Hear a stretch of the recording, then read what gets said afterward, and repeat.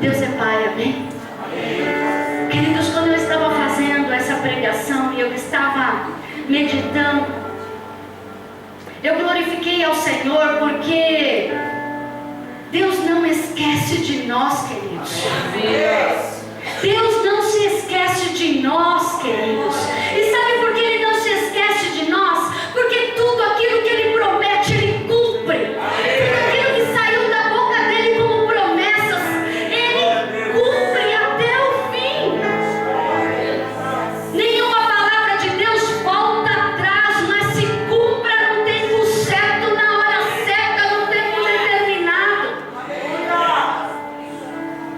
E se estamos debaixo desse mover profético e apostólico, se estamos debaixo dessa promessa e desejamos as promessas de Deus, queridos, nós seremos sim, não os zumbis espirituais que estão tendo aqui neste mundo, mas seremos sim os verdadeiros remanescentes de Israel, os verdadeiros filhos de Deus, que refletem brilho, que refletem a glória, que refletem o poder do Espírito Santo de Deus e faz proezas aonde quer que more.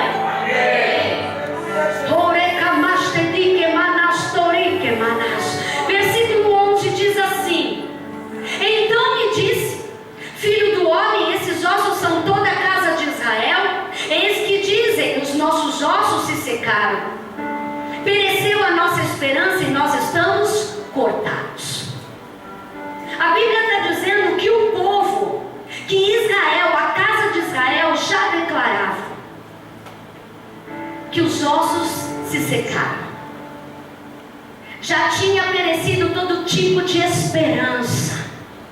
E eles acreditavam fielmente que tudo tinha acabado. Você está vivendo alguma coisa parecida com essa? Querido, só acaba quando Deus diz acabou. É verdade, Deus. Só acaba quando Deus diz acabou. É verdade, Senhor. Só separa quando Deus diz acabou. É verdade, Pai.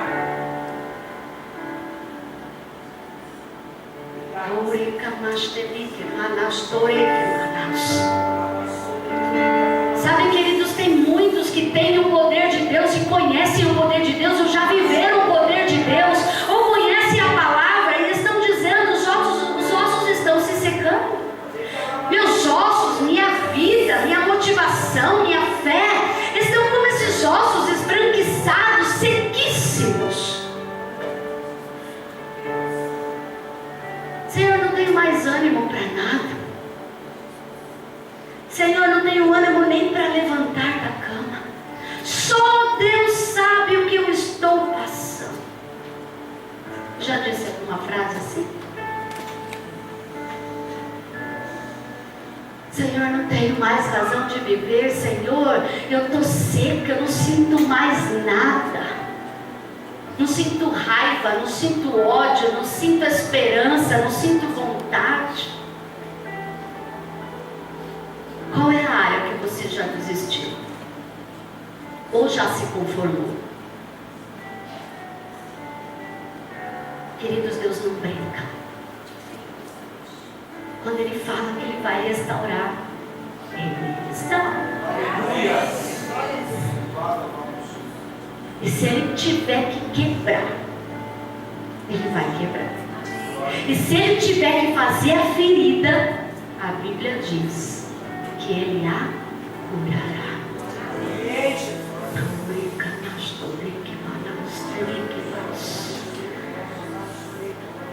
A casa de Israel já estava dizendo: pereceu a nossa esperança. Não há nada mais triste hoje de conversar com um crente que já desistiu. A maioria dos crentes já desistiram, queridos. Se você verdadeiramente perguntar para eles por que eles são crentes, eles não sabem dizer por que eles são crentes. Porque a primeira coisa que vem na boca de um cristão, quando é perguntado a ele por que você é crente, é: porque eu sou filho de Deus e eu tenho direito à vida eterna e eu vou morar com o meu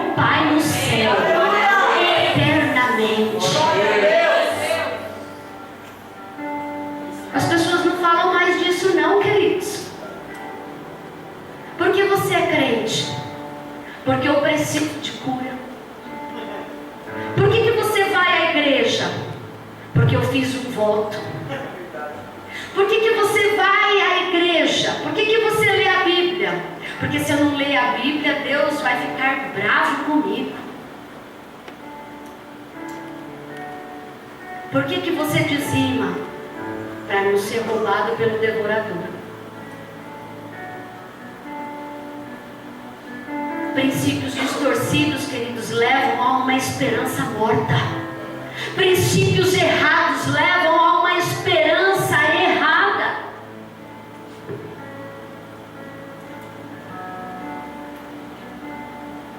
O Senhor diz aqui: nós estamos cortados.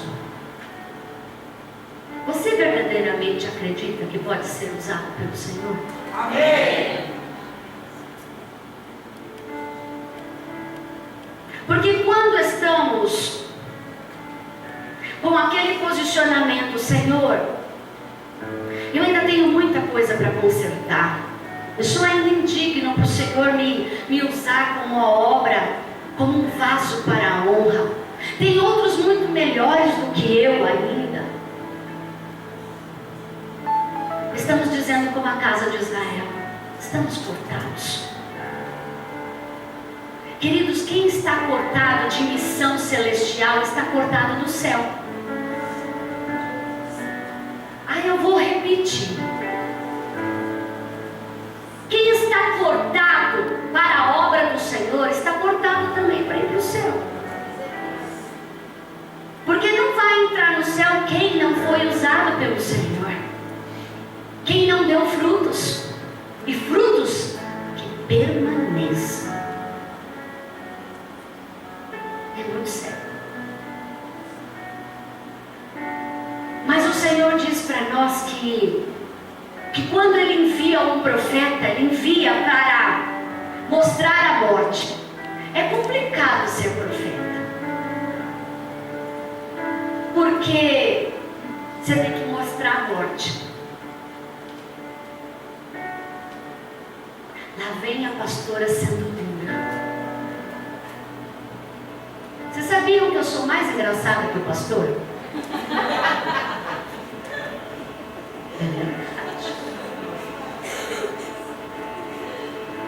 Mas quando eu ministro aqui, eu não ministro como uma Regélia, eu ministro como um profeta.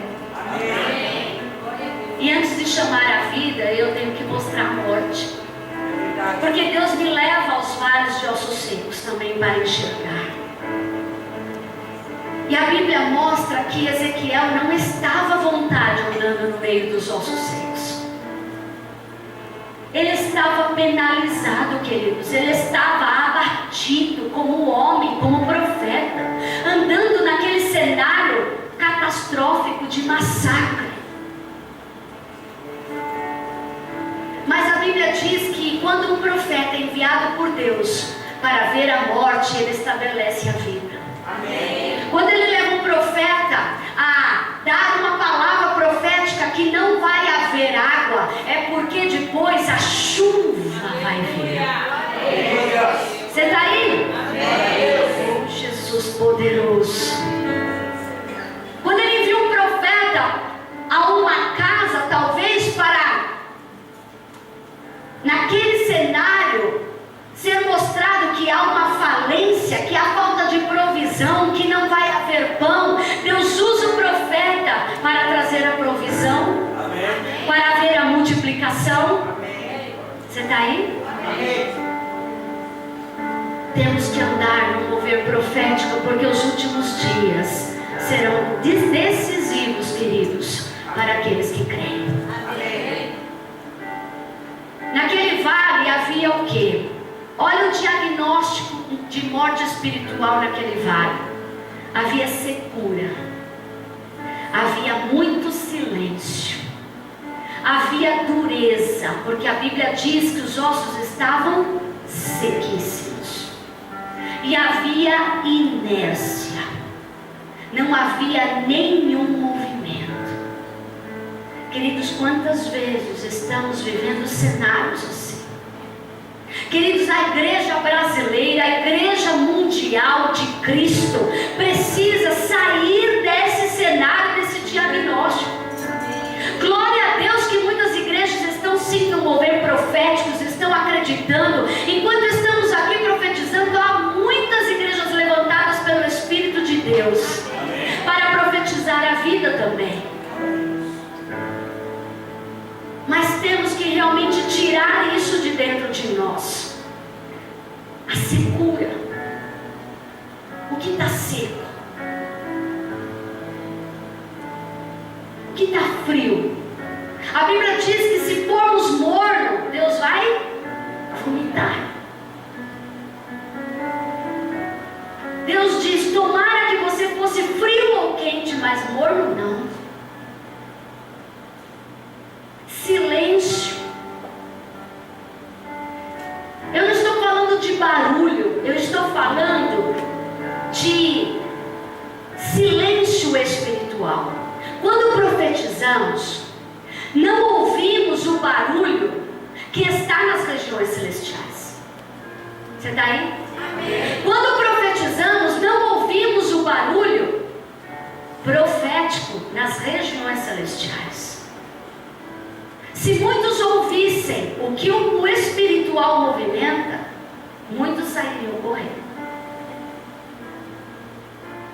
A Bíblia diz que conforme ele foi andando no meio dos ossos, e eu disse: Senhor Jeová, tu o sabes, porque Deus perguntou a ele: pode viver esses ossos? Versículo 4: então me disse: profetiza sobre esses ossos, e diz-lhes: ossos secos, ouve a palavra do Senhor. Assim diz o Senhor Jeová a esses ossos: eis que farei entrar em vós o Espírito e vivereis. Porque eles estavam até sem Espírito. Quando o crente passa do estágio de não agir mais pelo Espírito, ele se torna pior do que aquele que nunca conheceu a Jesus. Porque o crente sem Espírito, ele se torna pior do que aquele que nunca ouviu da palavra de Deus. Israel estava assim, queridos. Tinha vivido tantas coisas e estava sem o seu Espírito. Sem o Espírito, fala assim comigo: nós não vivemos. Porque aqui Deus disse que faria entrar em vós o Espírito e viverás. Sem o nosso Espírito recriado, queridos, nós não vivemos.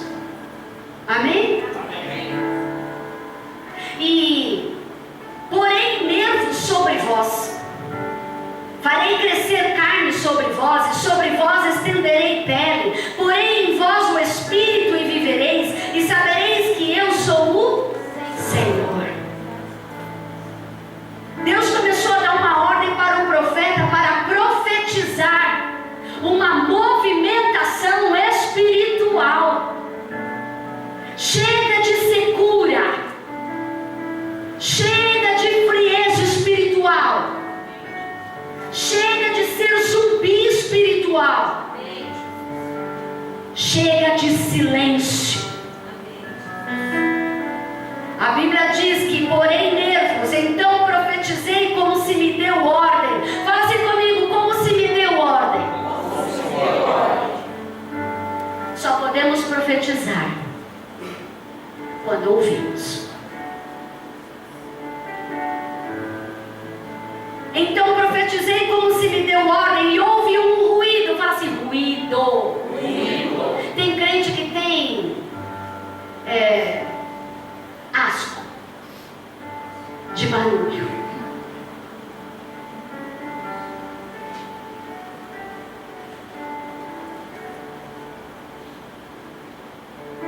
Para se movimentar o espiritual tem que haver ruído. Ou você acha que uma guerra não tem som nenhum? Ou você acha que numa batalha não há gritos? não há gritos de guerra. Eu acho o máximo. A maioria dos crentes não sabe dar um grito de guerra. Às vezes a gente fala assim, vamos dar um grito de guerra. Tem uns que faz, que isso? Desde quando esse grito de guerra? Isso foi o que Satanás fez quando Jesus fez assim, destruiu a porta do inferno, pegou as chaves da vida e da morte. Satanás olhou e disse, e Jesus disse, aqui é o leão da tribo de Judá, a estrela da manhã. Amém? Rei dos reis, Senhor dos senhores. Na sua mão está as chaves da vida e da morte. Na sua coxa está escrito Rei dos reis, Senhor dos senhores. Você acha que essa conquista foi sem barulho? Não teve barulho. Não teve demônio correndo, prostrando nada, eles saíram correndo a milhão. Eles sabiam quem era o homem de branco, eles sabiam quem era Jesus. E a Bíblia diz que quando aquele homem chegou no inferno, ainda tem crente falando que existe purgatório. A gente não vai para o inferno, não. A gente vai ficando aqui no lugar de descanso. Fica no lugar de descanso que você vai ver. Quem descansa vai para o inferno, quem batalha vai para o céu. Deus diz assim, persevera, continua, não arrega o seu pé. Quem põe a mão no arado não olha para trás, porque quem olha para trás é indigno de mim. Quem nega-se a si mesmo e carrega a minha cruz, é esse que vai para o céu, queridos.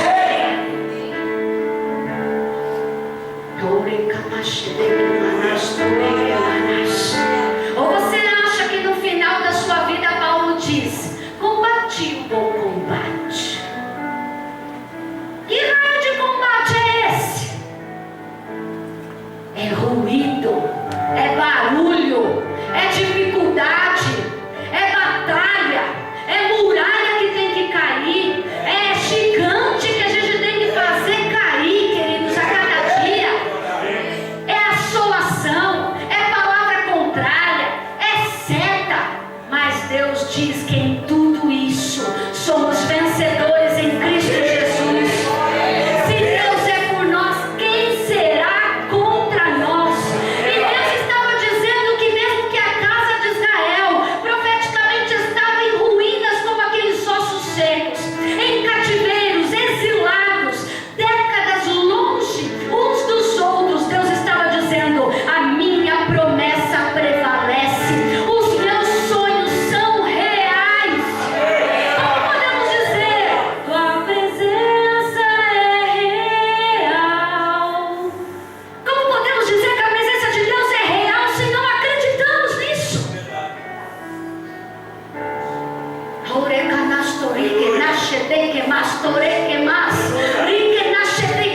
Se Deus está, tudo se faz novo. Se Cristo está, nova criatura somos.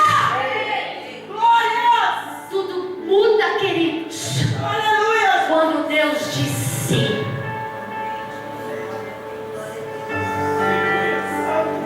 A Bíblia diz, perto está o Senhor daqueles que o buscam. Não é buscar uma vez. Você está doente, você busca uma vez ao Senhor e espera. Queridos, quando você quer um atendimento no SUS, você derruba tudo. Se tem alguém que você ama morrendo e não tem médico para atender, você derruba tudo. Você bate em todo mundo, você exige, você vai na televisão, você faz um estardalhaço, porque você quer salvar aquele que você ama. Quando você quer uma cura espiritual, uma cura física, uma cura emocional, uma cura na sua vida relacional, uma cura realmente na sua vida financeira. Ai, Senhor, já orei, vou descansar. Descansa que o diabo está trabalhando. Enquanto nós descansamos, diabo está trabalhando. Quando Neemias estava reconstruindo os muros, a Bíblia diz que vinha Sanbalate, vinha Tobias, vinha Gesem, vinha as artimanhas dos inimigos tentando paralisar Neemias de reconstruir uma promessa. Jerusalém não existia mais. Fala assim comigo: ruínas. Ruínas. Sabe qual é o problema do crente? Ele quer ver um milagre cor-de-rosa em casa quando ele sai da igreja. Mas o milagre cor-de-rosa com um laço vermelho em cima só vai existir quando você perseverar.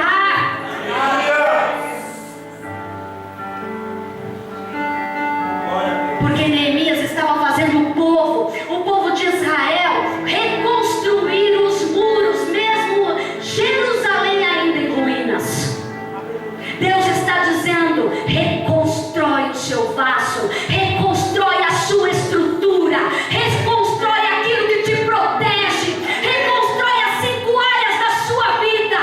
Porque vento, tempestade, adversidade, inimigo, assolação, palavra adversa, palavra de peso, macumbaria ou o que for do cão, nunca vai destruir as promessas que Deus tem além do muro.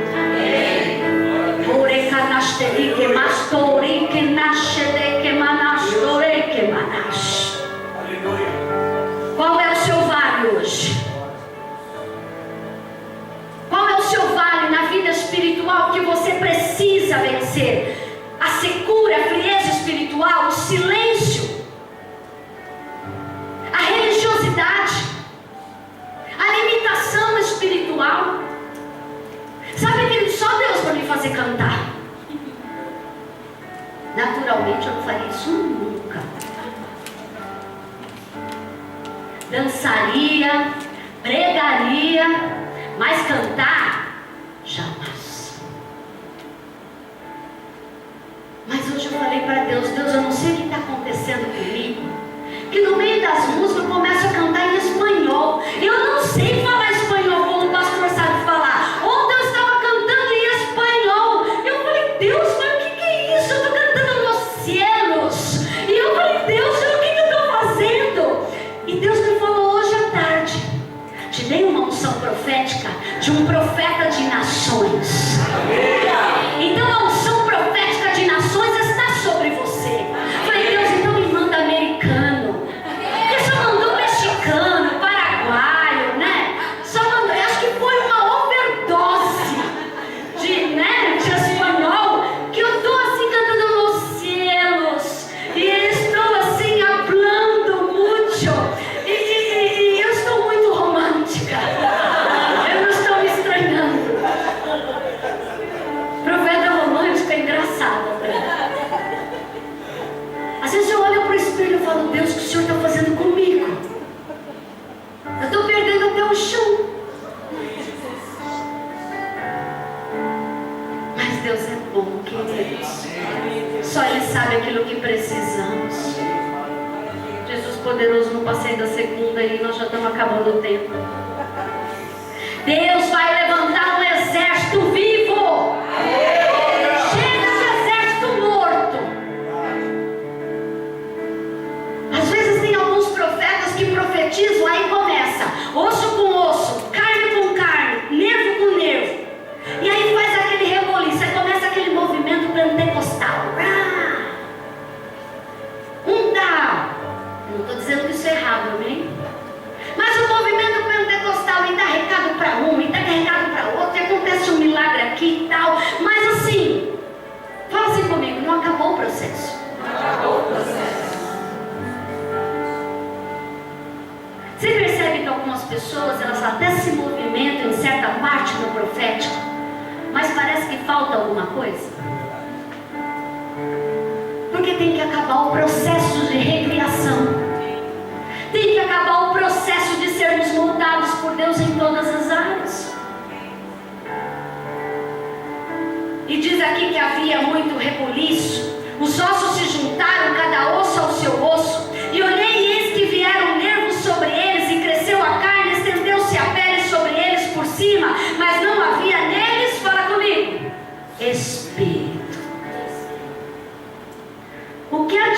tudo isso se o Espírito não está em nós?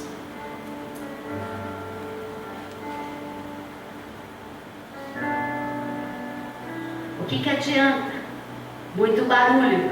O que adianta muito mover? O que adianta tudo isso? Não estou dizendo que isso é errado. Isso faz parte do processo. Mas sem o Espírito.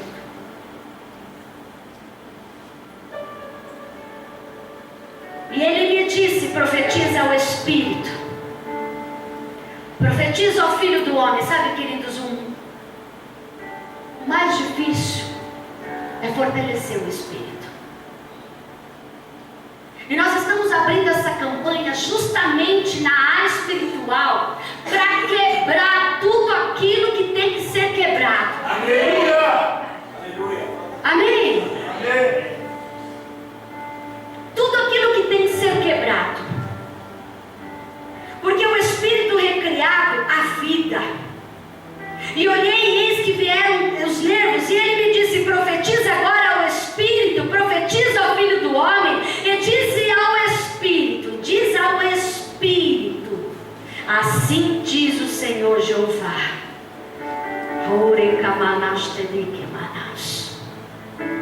Muitas coisas que estão aqui eu vou colocar no videira nessa semana. Nossa, vocês vão, olha, ter que se mover. Diz aqui, ó, profetiza, assim diz o Senhor Jeová, vem dos 4 ventos. Vocês estão aí comigo, gente? Foram arrebatados? Versículo 9, põe aqui para mim, por favor. Já está aí? Meu Deus, cadê os 4 ventos aí? Aí embaixo. Vem dos 4 ventos. O fôlego da vida. Fala assim comigo, fôlego da vida.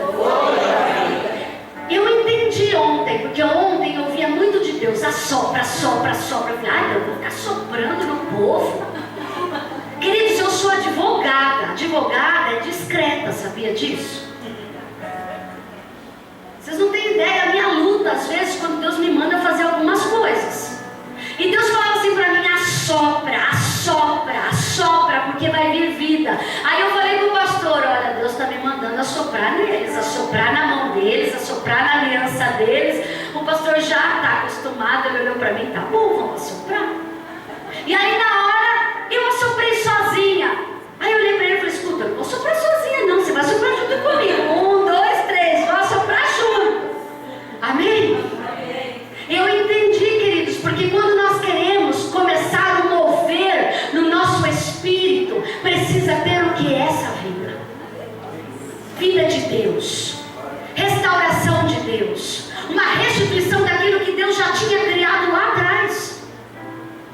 Amém? Amém. E diz que isso vem dos 4 ventos. Para terminar, Jesus. Eu fiquei no mínimo 4 horas só estudando isso, sobre os 4 ventos. Eu glorifiquei a Deus porque fala assim pro seu irmão, nós não estamos loucos. Viu, intercessão? Nós não estamos loucos. Aquilo que Deus está falando conosco é verdade. Eu glorifiquei a Deus porque quando eu vi essa palavra 4 ventos, eu fui estudar no original, eu fui atrás e falei, que raio de 4 ventos é esse? Porque claro, vamos falar norte, sul, leste, oeste. Na hora que eu pensei em norte, sul, leste, oeste, eu falei, Deus, espera aí, o Senhor nos deu 4 conquistas. Você está vendo aqui? Isso aqui não é enfeite. Isso aqui é real. Amém. Porque Deus é real, amém? E eu lembrei, Deus, nós temos 4 conquistas. Além do nível maior internacional, o Senhor nos deu 4 conquistas. Porque Deus, quando falou comigo sobre o território, Deus disse assim para mim, norte, sul, leste, oeste. E Ele disse para mim, você vai colocar os territórios de 3 em 3 meses, nos intervalos de 3 em 3. Na virada de um ciclo, na virada do ano, você vai colocar um nível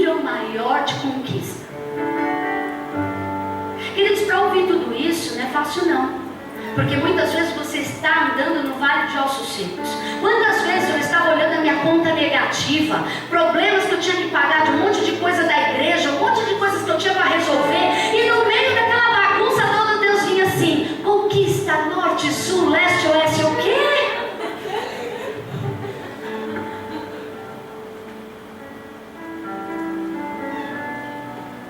Mas quando Ele fala, querido, separa qualquer coisa. Isaías, mesmo quando ele estava diante daquela visão maravilhosa, ele começou a dizer: Senhor, nós somos um povo de impuros lábios, nós somos um povo que peca diante do Senhor. Mas ele diz: eu estou vendo a glória, eu estou vendo o Rei. Senhor, toca a minha boca, toca os meus lábios, vem com o teu fogo. Você só pede para o fogo de Deus tocar a tua língua quando você está em espírito, queridos. Você esquece das outras coisas. E para vir o Espírito, Deus me falou muito claro, para ser restaurado, a ação no nosso espírito hoje, na área espiritual, tem que vir o vento dos quatro cantos. Você sabia que Deus já tinha projetado essa noite? Às vezes achamos que estamos aqui por acaso, ou eu estou aqui por obrigação. Mas não é assim que funciona. A Bíblia diz que vem dos quatro ventos, ó Espírito, e assopra sobre estes mortos para que vivam. E profetizei como Ele me deu ordem. Então o Espírito entrou neles e viveram e se puseram em pé, um exército grande em extremo.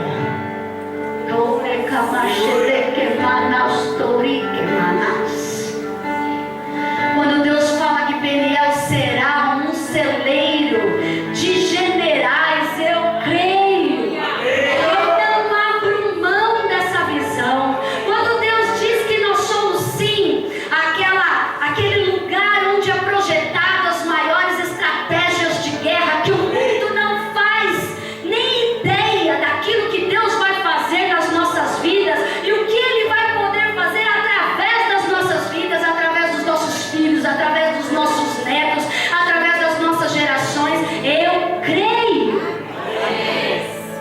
Queridos, porque nós não podemos viver este tempo. Deus não tem tempo. O tempo de Deus é agora, é hoje. Deus não está atrasado. Deus já tinha projetado os quatro ventos.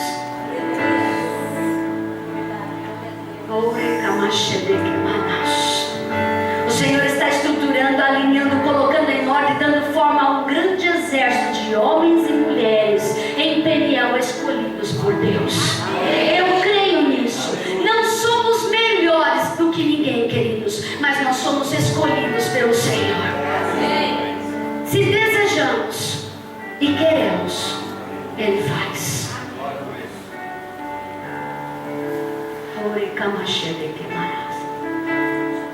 Sabe o que eu aprendi na palavra hoje?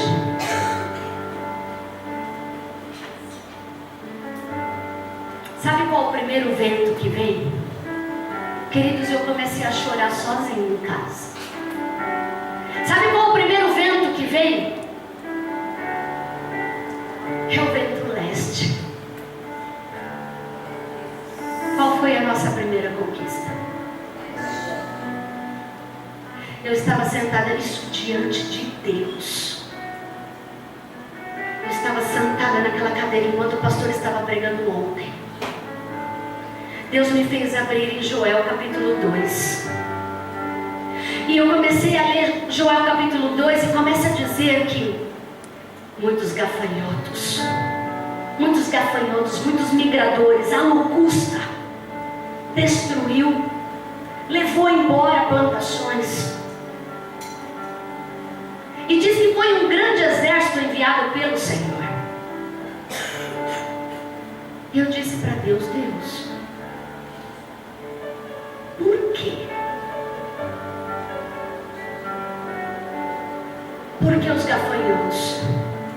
Por que a locusta? Por que a oruga? Por que Deus disse vento leste. No hebraico, vento leste se chama Kiadim, chamado também de vento oriental ou vento do oriente.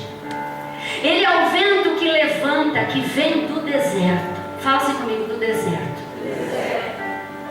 Isso é profético, amém? Amém. E a Bíblia diz que esse vento do deserto, ele vem para levar todos os recursos que nos levam longe de Deus. Eu entendi por que Deus levou das nossas vidas muitas muletas. Oséias capítulo 13, versículo 15. Põe para mim aí que eu quero ler. Esse é o vento leste. Esse é o vento que leva todos os recursos que não estão de acordo com os propósitos de Deus. Esse é o vento leste que levanta e leva todos os meios, todas as suas muletas, tudo aquilo que é meio, tudo aquilo que é aliança com homens, tudo aquilo que é conchavo, tudo aquilo que faz você depender daquilo e não de Deus, Deus leva. Em março, nós conquistamos o território leste. E queridos, nós nunca tivemos pouco dinheiro como tivemos no mês de março. Mas Deus nos trouxe aqui, onde muitos perguntaram como eles conseguiram entrar em Alphaville.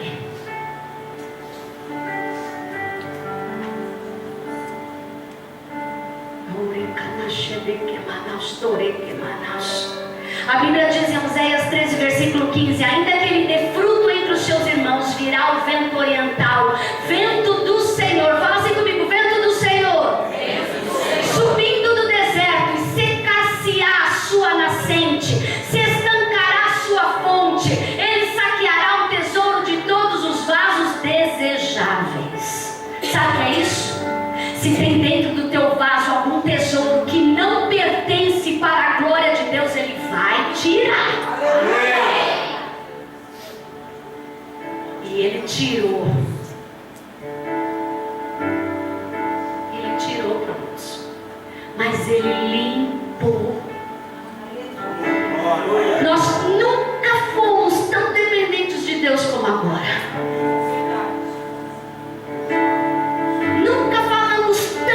Que confiamos em Deus como agora. Podemos olhar para a direita, para a esquerda, para a frente e para trás, e podemos dizer: não tem homem nenhum que sustenta. É Ele que move, queridos. Na hora certa Ele manda. Na hora certa Ele estabelece. Na hora certa Ele manda os seus tesouros.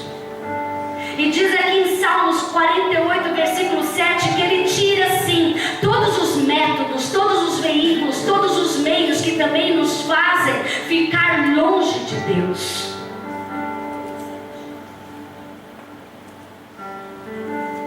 Quem passa pelo vento leste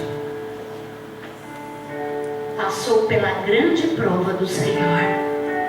Com o vento oriental quebraste as naus de Tarsis. O que é uma